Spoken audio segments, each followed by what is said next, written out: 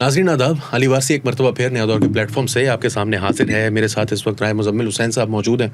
आलिम दीन हैं, अहले तशय्युअ मकतब से ताल्लुक़ रखते हैं और इसी वजह से मैंने आज इनको दावत दी और बात करने का मैंने सोचा क्योंकि ये दिन ऐसे हैं सर कि जिसमें हमें जो है वो दुश्मनियाँ बढ़ाने की बजाय दुश्मनियाँ कम करने के जो है वो ऊपर ज़्यादा फोकस करने की ज़रूरत होती है। बहुत सारे मामलात ऐसे हैं जैसे तारीख़ में जिनका ज़िक्र हमें मिलता है लेकिन वो हाईलाइट नहीं होते।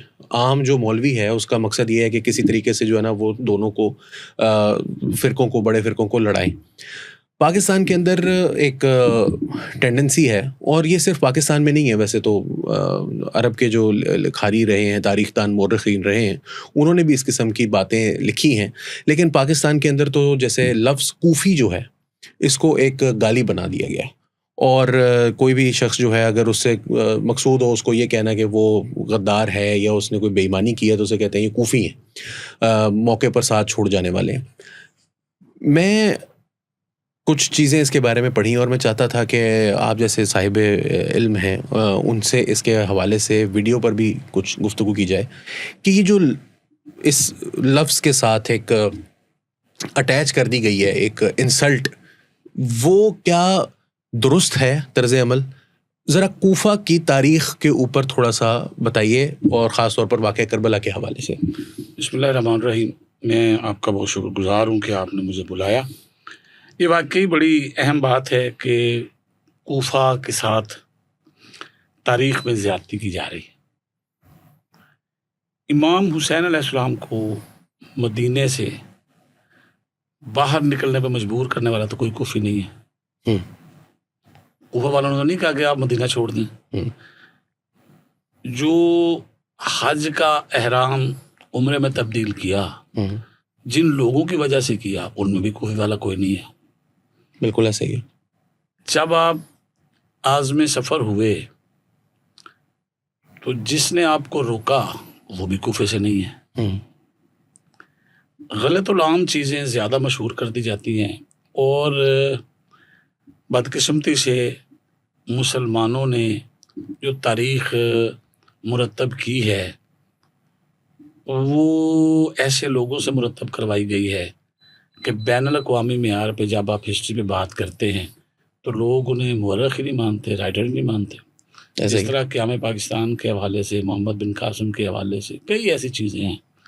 यानी पाकिस्तान एक ऐसा मुल्क है, लोग चलो किसी ज़िंदा के लिए कोई झूठ बोलेगा उसे फ़ायदा होगा।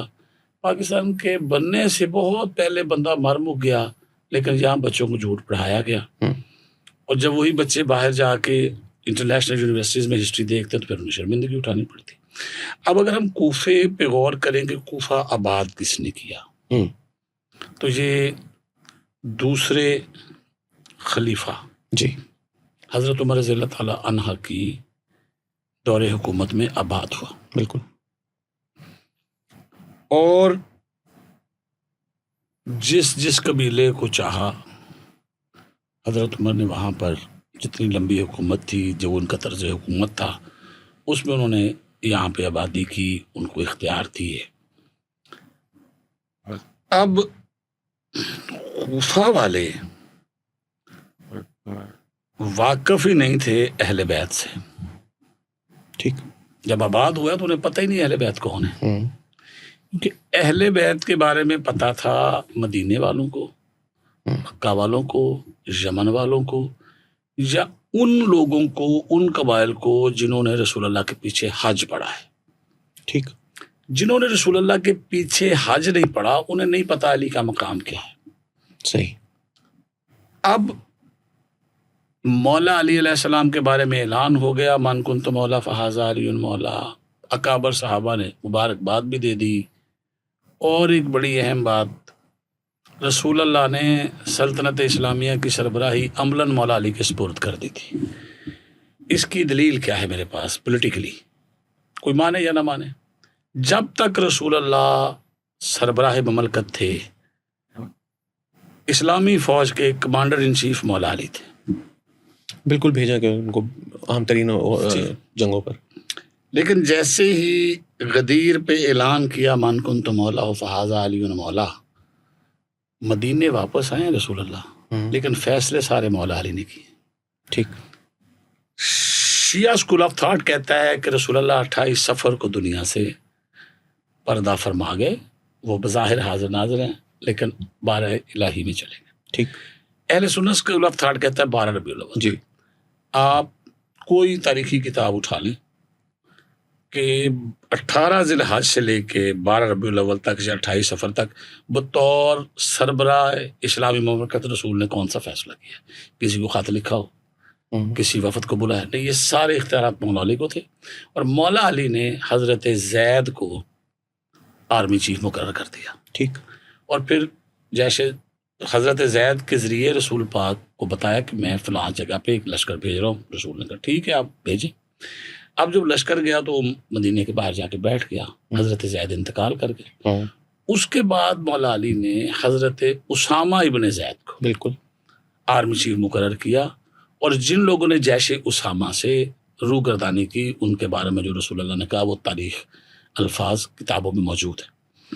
میں بات یہ کرنا چاہ رہا ہوں کہ بہرحال جو بھی ہوا، رسول اللہ کے بعد مسلمانوں نے ایک حکومت قائم کی. حکومت قائم ہو گئی، اہل بیت کے پر سختیاں شروع ہو گئی. جناب سیدہ کا گھر جلا دیا گیا، باغ فتح سمیت کئی جگہیں ضبط ہو گئی. اب حضرت عمر کا جب دور آتا ہے تو انہوں نے کوفہ آباد کر لیا ایک چھونی کے طور پہ کہ میں اپنی مملکت کو بڑھاؤں گا. ٹھیک. کوفہ آباد ہوا حضرت عمر رضی اللہ تعالیٰ عنہ کے دور میں.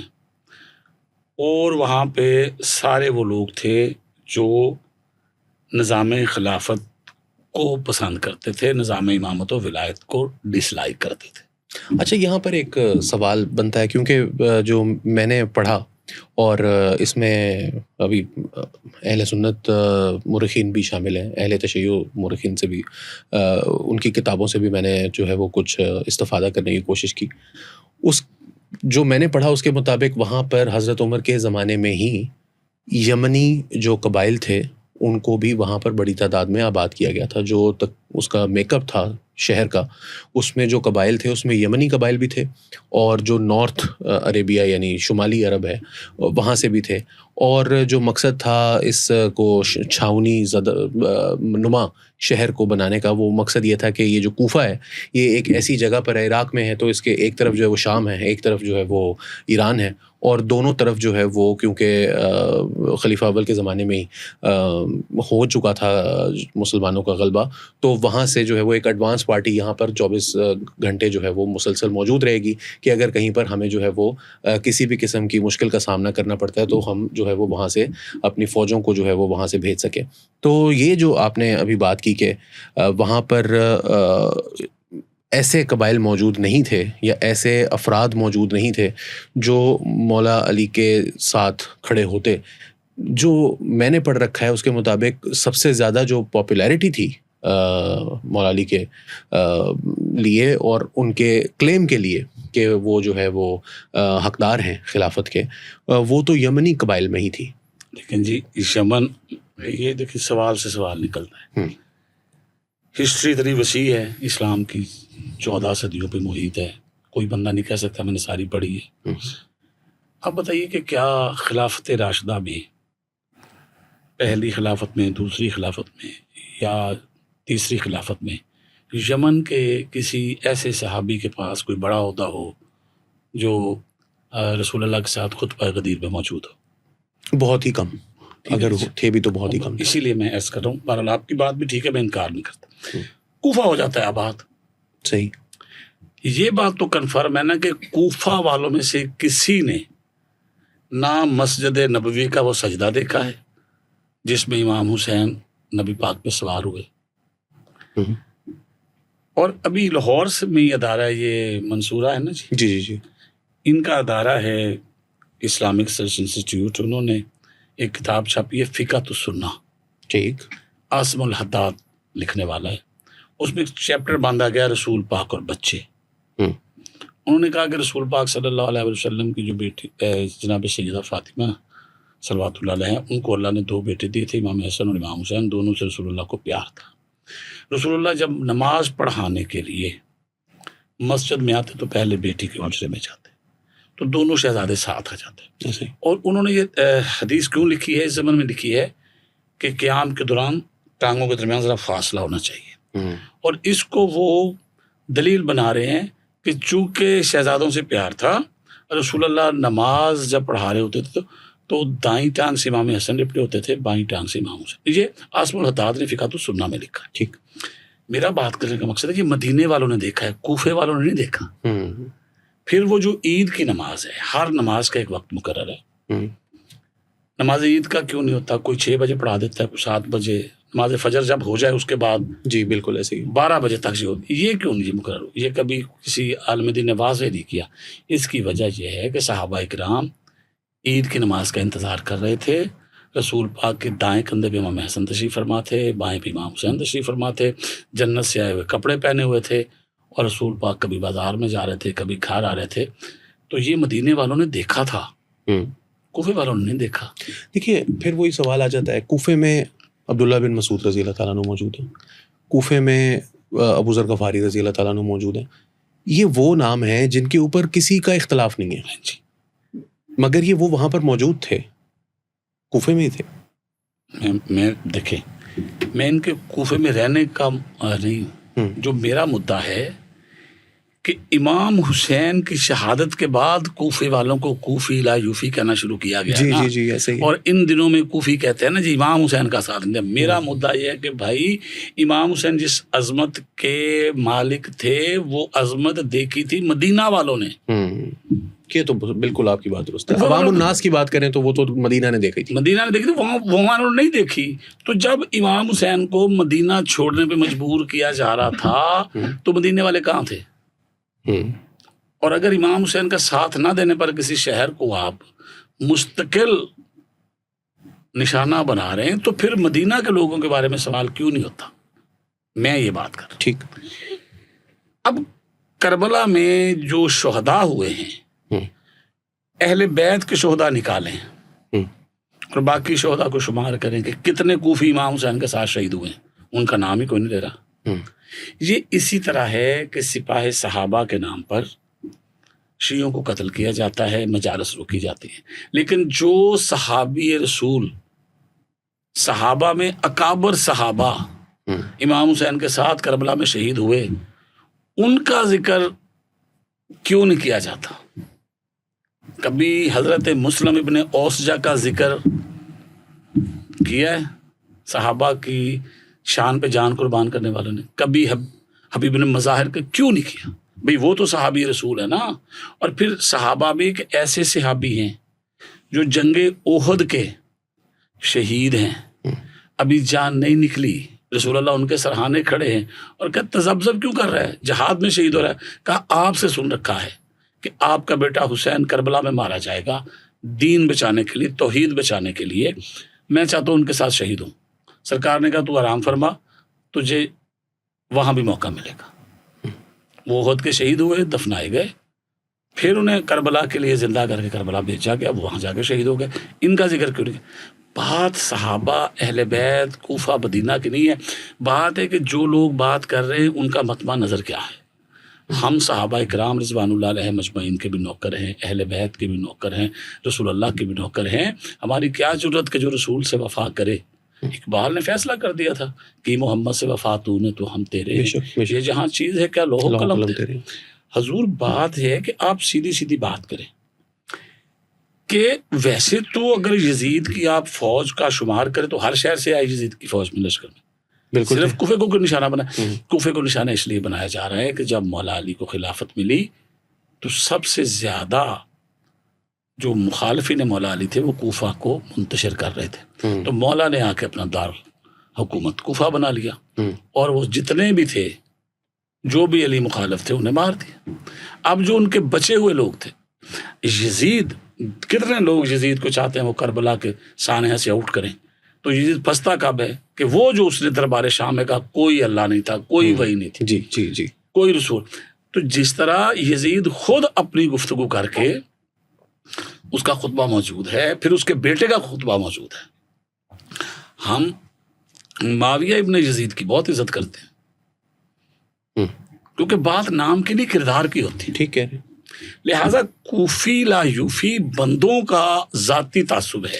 یہ ذرا تھوڑا سا اس کے اوپر وہ معاویہ بن یزید کی آپ نے بات کی, ذرا تھوڑا سا اس کو ایکسپلین کریں کہ آپ نے یہ ذکر کیوں کیا, کیونکہ بہت سارے لوگوں کو نہیں سمجھ آتی یہ بات کیا ہے. اس لیے ذکر کیا کہ بعض لوگ ناموں کے حوالے سے پھڈا کھڑا کر دیتے. نہیں, آپ مجھے معاویہ بن یزید جو ہیں ان کی تاریخ بتائیں. معاویہ ابن یزید کا بڑا بیٹا تھا, اور جس طرح ملوکیت بنی تھی یزید کے مرنے کے بعد تخت اس کے حوالے کیا گیا. بالکل. اس نے کہا میں اس تخت پہ پاؤں نہیں رکھوں گا, میں اس کے قریب نہیں جاؤں گا, مجھے اس میں سے خون آل رسول کی بو آ رہی ہے. ہمارا حق نہیں تھا, وہ اہل بیت کا حق تھا. رسول اللہ نے کہا کہ میں تمہیں 2 چیزیں چھوڑے جا رہا ہوں, قرآن اور اہل بیت, ان سے تمسک رکھنا, یہ تجھے حوض کوثر تک لے آئیں گے. چونکہ اس تخت پہ بیٹھنے والے میرے باپ نے اہل بیت کو قتل کیا, میں نہیں بیٹھ سکتا. تو اس نے تخت کو ٹھکرا دیا. تو اب بات نام کی نہیں ہے, بات کام کی ہے. یزید نام کے شہداء بھی امام حسین کے ساتھیوں میں ہیں, کیونکہ عرب میں نام ہی تھوڑے. جی ایسے ہی ہے. جیسے برادران حضرت عمر سے بہت پیار کرتے ہیں, لیکن ابن سعد کا نام بھی عمر ہے. جی, یہاں بھی غلط فہمی ہو جاتی ہے. ہم عمر ابن سعد کے مخالف ہیں, ہم لعن طعن اسے کرتے ہیں, شرارتی لوگ کسی اور طرف لے جاتے ہیں. ناموں سے نہیں, کام سے نفرت ہے. کیونکہ اللہ اور اللہ کے رسول نے یہ نہیں کہا کہ بندوں سے نفرت کرو, کہا اس کی برائی چھڑواؤ. تبلیغ ہی رک جائے گی نا, اب تبلیغ کرنی برے کو ہوتی ہے, نیک آدمی کو کیا تبلیغ کرنی.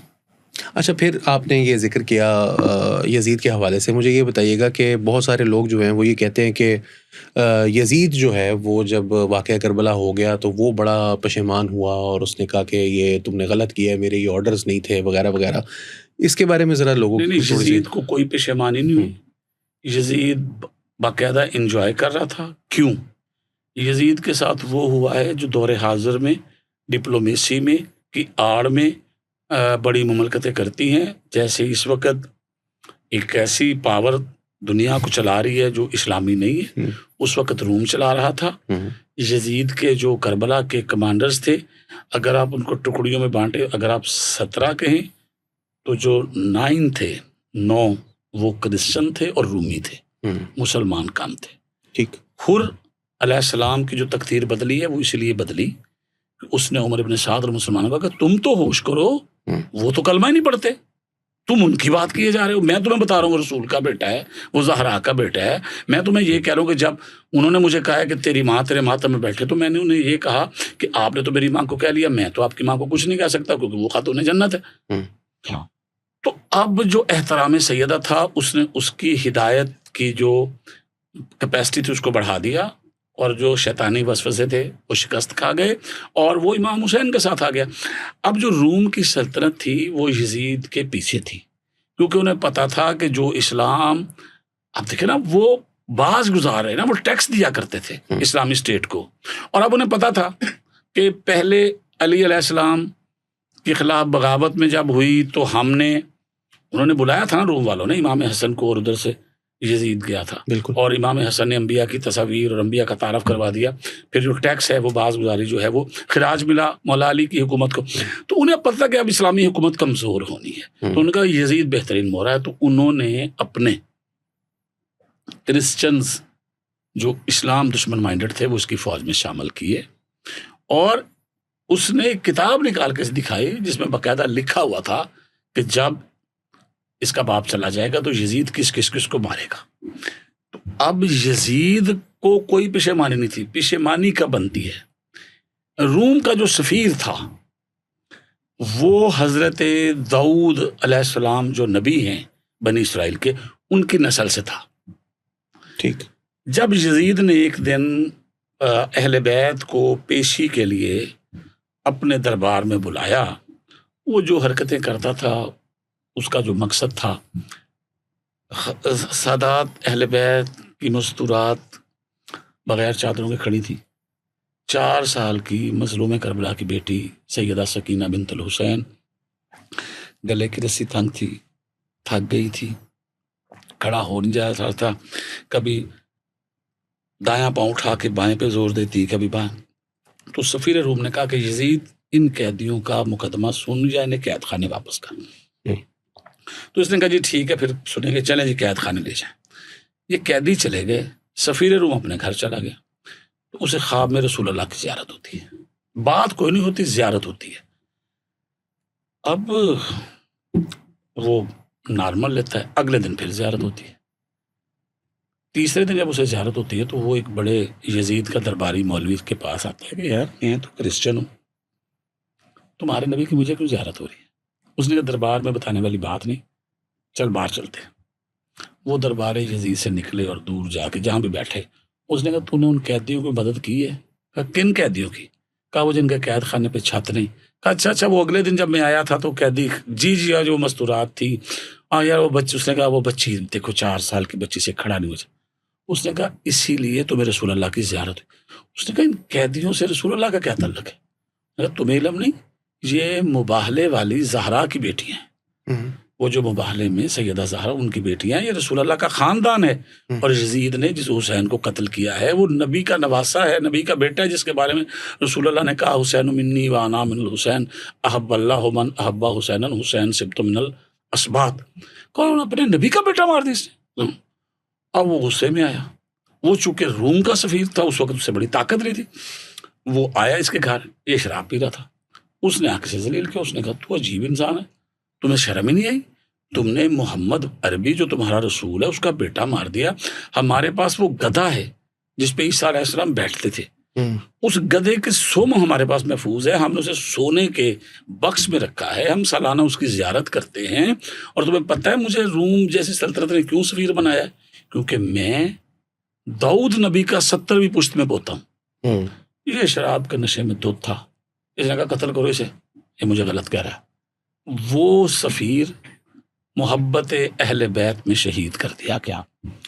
اب بادشاہ روم کو پتہ چلا، اور آپ کو پتہ ہے بادشاہ بڑے سمجھدار ہوتے ہیں، اقتدار میں، اسے پتہ چل گیا کہ یہ اب نبی کا خاندان ہے میرے کا، اب روم میں عوام اٹھے گی، اور جب عوام اٹھے گی تو پھر میری سازش بھی بے نقاب ہوگی کہ میں بھی بیچ میں شامل ہوں، حالات کدھر کے کدھر چلے جائیں گے، میں نے محمد کا خاندان تو مروا لیا یزید سے، اب چونکہ میرے اپنے نبی کا بھی، اس نے فوراً قاصد بھیجا کہ اسے جا کے کہو کہ میں چل پڑا ہوں اور میں لاؤ لشکر سمیت آ رہا ہوں، مجھے پتہ چلا ہے مبالے والی بی بی کی بیٹیاں تمہارے قید خانے میں ہیں، تو میں تمہیں قتل کر دوں گا اگر اہل بیت قید خانے میں، جس کو کہتے ہیں نا ایویڈنس کل کرنا۔ اس نے سمجھ لیا نا کہ یہ میرے نبی کا بیٹا شہید ہو گیا وہاں، یہ اس کے لیے لوگ اٹھیں گے، بات پھیلے گی، پتہ چلے گا کہ میرے کمانڈر بھی، تو اس نے طاقتور تھا، اس نے اپنے ملک میں بھی یہ مشہور کرایا کہ وہ یزید نے رسول کا خاندان قید کیا ہے، ہمارا بادشاہ وہ انہیں رہا کروانے جا رہا ہے، تو وہ بچ گیا۔ یہ پریشان پھر ہوا، اسی لیے اس نے آدھی رات کو سید سجاد کو بلایا، اور جو جو شرائط کی گئی ان کی طرف سے وہ اس نے مان لی، تو یہ کبھی پیشمان نہیں ہوا، یہ تو جان بچان کے لیے پیشمان ہوا تھا۔ اچھا، پھر یہ جو واقعہ کربلا ہے اس کے بعد ظاہر ہے ایک شام غریبہ ہے، ایک پورا رستہ ہے شام، وہ پہنچ گئیں تمام قافلہ، اور اس کے ساتھ جو زیادتیاں ہوئیں ان کا ذکر اکثر ہوتا ہے، لیکن بہت کم لوگوں کو یہ علم ہے کہ بعد میں آنے والے جو ائمہ ہیں ان کو بھی متعدد، اور وہ بنو امیہ ختم ہو گئی تو بنو عباس آ گئے، لیکن ان کے متعدد جو اگلے ائمہ آئے ان کو بھی اسی طرح سے شہید کروایا جاتا رہا، کسی کو زہر دے کر، کسی کو کسی طریقے سے، کسی کو کسی طریقے سے۔ ایک جو واقعہ بڑا مشہور ہے اور اس کے بارے میں جو بہت سارے لوگوں کا جو ہے وہ ایک جسے کہنا چاہیے کہ شکوک کا بھی اظہار کرتے ہیں، وہ ہے لاہور میں بی بی پاک دامن کے حوالے سے، اور ان کو جو ہے وہ کہا جاتا ہے کہ نہیں جی یہ تو ایسے ہی کسی نے بنا لیا، یہ مزار اصل میں یہاں پر ہے نہیں۔ اس مزار کے حوالے سے بڑی کرامات بھی مشہور ہیں، معجزے بھی مشہور ہیں۔ آپ ذرا بتائیے کہ یہ کس دور کا واقعہ ہے، ان کا نام کیا تھا، یہ کہاں سے تھیں، کہاں سے مطلب نکلی تھیں، اور یہاں پر یہ کیوں آئیں، ہندوستان کیوں آئیں، لاہور کیوں آئیں، اس کے بارے میں ذرا تھوڑا سا ایکسپلین کیجیے گا۔ یہ سن 66 ہجری ہے۔ ٹھیک۔ یزید کی حکومت ختم ہو چکی تھی کیونکہ اس نے 3 سال حکومت کی، اس کے بعد مروان حکمران بنا۔ جی۔ مروان وہ کردار ہے جس کی وجہ سے ملت اسلامیہ گروہ در گروہ تقسیم ہوئی، تو مروان نے دوبارہ فیصلہ کیا کہ امام زین العابدین کو قید کیا جائے خاندان سمیت۔ تو ویسے تو علم امامت سے بھی ان کا علم تھا، لیکن باقاعدہ کچھ لوگ محبان آل محمد میں سے اب درباروں میں نوکری کر رہے تھے صرف اس لیے کہ اب ان کیا کریں گے. انہوں نے کہا کہ مولا آپ یہاں سے چلے جائیں، وہ دوبارہ آپ کو قید کر جائیں گے. مولا نے بی بی ام کلثوم بنت علی کے ساتھ ایک قافلہ مصر بھیجا اور بی بی رقیہ بنت علی کے ساتھ ایک قافلہ ہند اس وقت کہا جاتا اس طرف بھیجا. اور یہ بی بی عرب سے جہاں سے دریائے سندھ کے راستے ہیں نا، تو عرب سے آتے ہوئے جو زمینی راستہ دریائے سندھ جہاں سے شروع ہوتا تو بی بی دریائے سندھ کے ساتھ چلتی یعنی بلوچستان سے یعنی یہ جو بلوچ شریف ہے ڈیرہ اسماعیل خان میں، وہاں بھی اس کے قریب بی بی کا ایک تخت موجود ہے جہاں یہ اپنے قافلے کے سمیت رہی. ٹھیک. جب یہ لاہور آتی ہیں 66 ہجری میں تو یہاں پر بت پرست زیادہ تھے، اور یہاں پہ لاہور میں ابھی تک ایک آتش پرستی کی جگہ بھی ہے. ایک سوال ہے، ہند کیوں بھیجا؟ ہند اس لیے بھیجا کہ مولا علی علیہ الصلوۃ والسلام کے عہد میں ہند میں اسلام آ گیا تھا. ٹھیک. اور کچھ تاجر مسلمان ہو گئے مولا علی کی تبلیغ سے، اور انہوں نے حضرت اسد بن عبد المطلب کے اولاد میں سے کچھ لوگوں کو ان کے ساتھ بھیجا تھا. ٹھیک.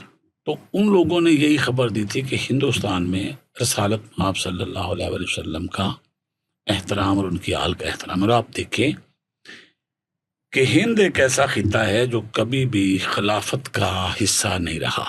جی ایسا ہی ہے. چاہے وہ پہلی خلافت ہے، چاہے وہ اموی ہے، چاہے وہ عباسی ہے، چاہے عثمانی. ٹھیک. اسی خطے میں اہل بیت کی عزت زیادہ ہے.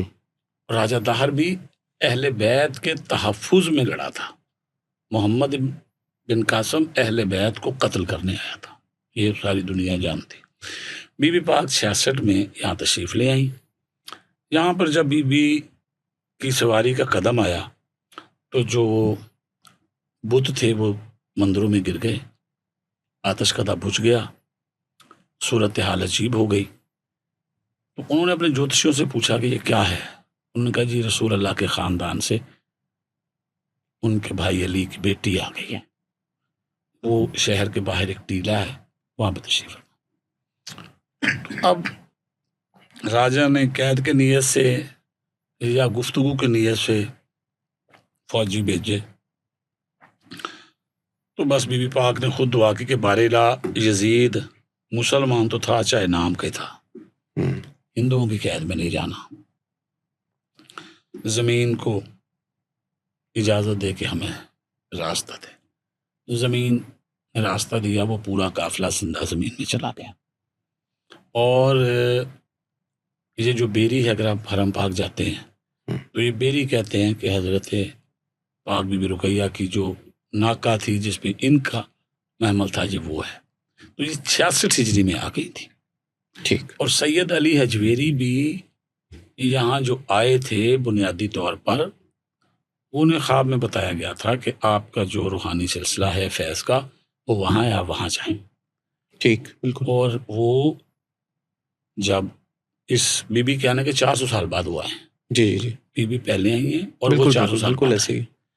یہ الگ بات ہے کچھ لوگوں نے ان کے بارے میں غلط بات کی کہ بی بی کا اور ان کا عہد میں 4 صدیوں کا فاصلہ ہے. ایسا ہی. لیکن انہوں نے بڑا احترام کیا، وہ کبھی پاؤں پہ چل کے نہیں آئے. یہ کربلا کا ہمیشہ اور وہ سوالیہ نشان بن جائے گا، کیوں لوگ مانیں گے نہیں. لیکن میرے پاس کچھ کتابی ہسٹری ہے جس کے مطابق یہ امام باڑے والا مکان حضرت سید علی حجویری نے بنایا تھا.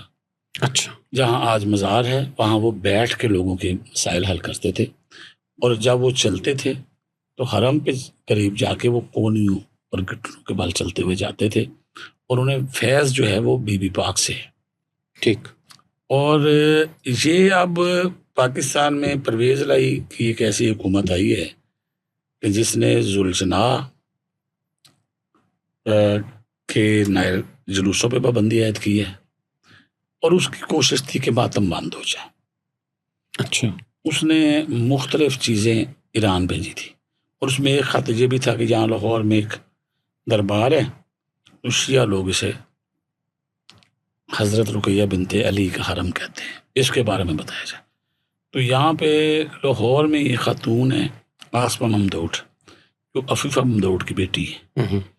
انہوں نے بھی ایران میں جا کے مجلس خبرگان کے علماء سے اور آستانہ قدس کہتے ہیں نا امام، ان سب سے علمی تاریخی گفتگو کر کے یہ منوا لیا تھا کہ یہ مولا کی بیٹی.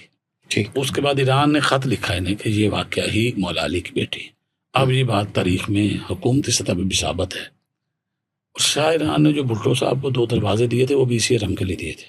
وہ بھٹو صاحب کا اپنا سٹائل تھا کہ انہوں نے پولیٹیکلی ان کو یوز کیا، لاہور میں علی اجویری اور سندھ میں قلندر کو لگوا کے دروازے. اچھا، یہ جو مزار ہے اس کے حوالے سے بہت سی چیزیں مشہور ہیں. ایک میں یہ بات درست ہے کہ مولا علی کے مولا حسین کے جو ازواج تھیں ان میں سے کوئی ہند سے بھی تعلق رکھتی تھی؟ وہ جو ایک بات کچھ لوگ کرتے ہیں، لیکن وہ بی بی شہر بانو کے حوالے سے یہ بات کرتے ہیں، اور وہ ہند سے نہیں، وہ یہ کہتے ہیں کہ ان کی تیسری بہن ہند میں کسی کے ساتھ. یہ ناممکن ہے کہ مولا حسین کسی ہندو سے مدد مانگے جب فرشتوں سے نہیں لی. اس نے فرشتوں کو اور جنات کو، ظافر جن کا واقعہ تاریخ پوری جانتی ہے جی، کہ ظافر کے بیٹے کی شادی تھی. اصل میں جو بات ہے نا جی، کہ کوفے کی ایک بات میں ضرور کرنا چاہوں گا کہ مولا علی کی جو بیٹیاں ہیں نا جی، وہ 3 سے زیادہ تھی. ٹھیک. لیکن ذکر 3 کا ہوتا ہے. اگر آپ کبھی کوفہ تشریف لے جائیں تو جو مسجد مولا علی ہے نا جی، اس کے دروازہ جو مین دروازہ ہے، اس کے بعد روڈ ہے، ڈبل روڈ، اس کے پار ایک مزار ہے. جب میں پہلی بار گیا تو میں نے کہا یہ مزار کس کا ہے؟ ان میں یہ ختیجہ بنت علی کا. تو اچھا، میں کہا یہ بی بی ہمیں بتایا جائے. پوچھا. انہوں نے کہا کہ جس طرح بی بی سکینہ سے مولا حسین کو پیار تھا، اس بی بی سے مولا علی کو بہت پیار تھا. تو جب کوفے آئے حکمران کے طور پہ، تو باقی جو تھی بیبیاں جی، وہ کبھی مدینے رہی، کبھی کوفے آئیں، لیکن یہ بی بی ہمیشہ سرکار کے پاس رہی. تو جب یہ قید ہو کے کربلا سے کوفے آئی ہیں نا، بڑا المناک منظر ہے کہ پتھراؤ اتنا زیادہ ہوا کہ یہ زخمی ہوئی اور یہ دربار کوفہ پہ شہید ہو گئی. ٹھیک. اور ان کا مزار وہاں بنایا گیا. یہ آپ اندازہ کریں کہ علی دشمنی میں بیٹے تو مارے، بیٹیوں کو بھی قتل کرنے سے لوگوں نے اعتراض نہیں کیا، کوئی مطلب جھجکے نہیں. اللہ تعالیٰ اہل ایمان کو حق پرکھنے کی توفیق عطا فرمائے، سعادت عطا فرمائے. بے شک علامہ صاحب بہت ہی